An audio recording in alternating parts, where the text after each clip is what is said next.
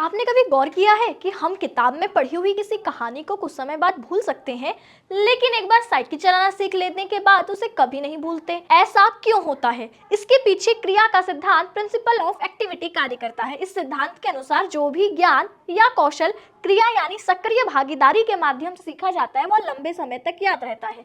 क्रियाएं मुख्य रूप से दो तरह की होती है, शारीरिक और मानसिक।